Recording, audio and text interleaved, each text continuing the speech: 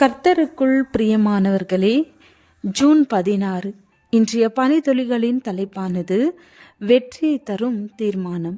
வசனம் லூகா 12வது அதிகாரம் 57வது வசனம். நியாயம் இன்னதென்று நீங்களே தீர்மானியாமல் இருக்கிறதென்ன? வாழ்க்கையில் சரியான தீர்மானத்தை சரியான நேரத்தில் தீர்மானிப்பது வாழ்க்கையின் வெற்றியை நிர்ணயிப்பதற்காக உள்ளது. நம் மனது தீர்மானம் செய்ய முடியாமல் அலைக்கழிக்கப்படுமானால் நம்முடைய வாழ்க்கைக்கான காரியங்களை மற்றவர்கள் தீர்மானிக்க நேரிடும். அது நமக்கு நன்மையாக அமையாது. எனவே நாம் தீர்மானத்தை தாமதிக்கவோ தள்ளி போடவோ கூடாது.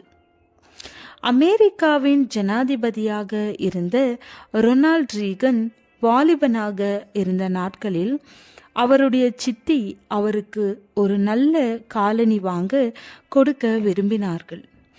ஆகவே அவரை அழைத்து கொண்டு செருப்பு தைக்கிறவரிடத்தில் போனார்கள். செருப்பு தைக்கிறவர் அவரிடம், உன் காலணியின் முன்புறம் சதுரமாக இருக்க வேண்டுமா, அரைவட்டமாக இருக்க வேண்டுமா என்று கேட்டார்.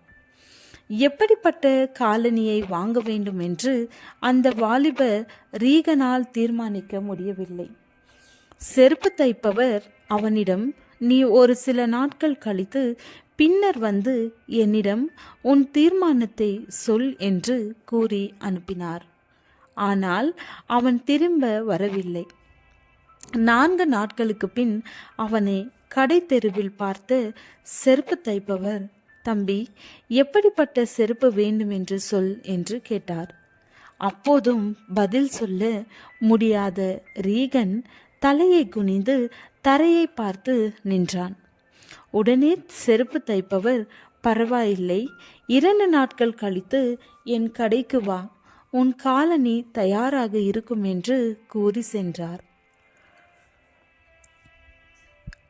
2 நாட்களுக்கு பின் காலணியை வாங்க சென்ற ரீகனுக்கு அதிர்ச்சி காத்திருந்தது. ஒரு காலணி சதுரமாகவும் மற்றொன்று வட்டமாகவும் தைக்கப்பட்டிருந்தது. என் வாழ்க்கைக்கான காரியங்களை நான் தீர்மானிக்காவிட்டால் மற்றவர்கள் தீர்மானிப்பார்கள் எனும் உண்மை அப்போதுதான் ரீகனுக்கு புரிந்தது. அதுவே அவர் பிற்காலத்தில் அமெரிக்காவுக்காக மிக முக்கியமான தீர்மானங்களை செய்ய உதவியாக அமைந்தது. ஜெபத்தோடும் ஞானத்தோடும் தேவ ஆலோசனையோடும் தீர்மானங்களை செய்வோம். அப்பொழுது வெற்றி நமதாக அமையும். நாம் எடுக்கும் ஒவ்வொரு தீர்மானமும் நம்மை கிறிஸ்துவின் பக்கமா அல்லது சாத்தானின் பக்கமா என்று தீர்மானிக்கின்றது. நாம் தேவனையும் அவருடைய வார்த்தையையும் சார்ந்து எடுக்கும் தீர்மானங்கள் வெற்றி பெறும். அவர் நம்முடைய கிரியைகளின்படி நம்மை ரட்சியாமல் தம்முடைய தீர்மானத்தின்படியும் ஆதி காலம் முதல் கிறிஸ்து இயேசுவுக்குள் நமக்கு அருளப்பட்ட கிருபையின்படியும் நம்மை ரட்சித்து பரிசுத்த அழைப்பினாலே அழைத்தார்.